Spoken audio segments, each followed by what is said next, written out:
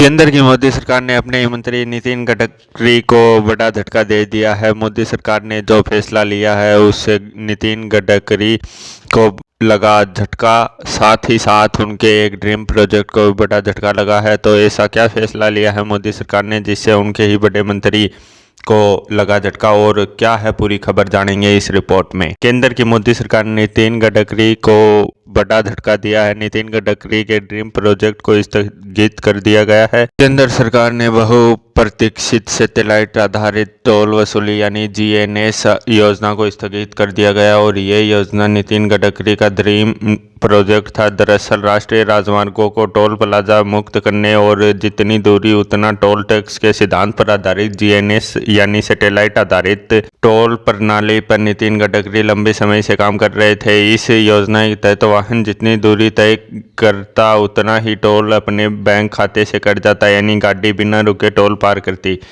लेकिन इस तकनीक के तहत हर गाड़ी में ऑन बोर्ड यूनिट यानी ओबीयू ट्रैक डिवाइस लगाना जरूरी था, जिससे वाहन के रूट, स्टॉपेज, गति और गंतव्य जैसी जानकारी रिकॉर्ड होती रहे। मीडिया रिपोर्टर्स के मुताबिक वाहनों में ट्रैकिंग डिवाइस लगाने से आम लोगों को निजता प्रभावित होती है, डाटा के दुरुपयोग की आशंका और राष्ट्रीय सुरक्षा के जोखिमों के चलते सरकार ने इसे रोकने का निर्णय लिया। हालांकि सरकार पहले ही साफ कर चुकी थी कि 1 मई से सैटेलाइट टोलिंग को लागू करने पर कोई फैसला नहीं हुआ है और अब आधिकारिक रूप से इसे स्थगित कर दिया गया है। जैसा आप जानते हैं कि जीएनएस प्रणाली में हर वाहन में ऑन बोर्ड यूनिट यानी ओबीयू लगाना जरूरी था, जिससे वाहन की लोकेशन से लेकर सभी जानकारी लगातार रिकॉर्ड होती रहती।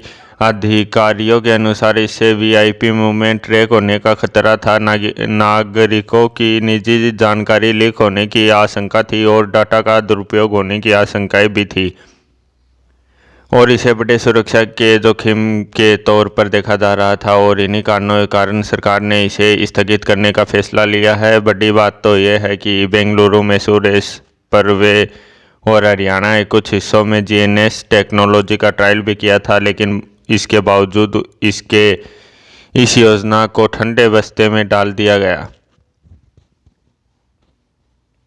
जिससे नितिन गडकरी के ड्रीम प्रोजेक्ट पर ताला लग गया है। देखते रहिए RH इंडिया न्यूज़, हमारे साथ बने रहिए, जुड़े रहिए। धन्यवाद।